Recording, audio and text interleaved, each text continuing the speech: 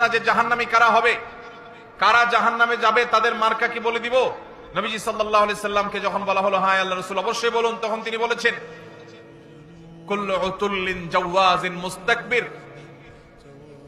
গোয়ার কিসিমের মানুষ, ঘাড় মোটা, তেড়া, রূঢ় স্বভাবের, শক্ত প্রকৃতির, দিলের ভিতরে কোনো নরম নাই, কোমলতা নাই, কোন প্রকার বিনম্রতা নাই, মমতা নাই,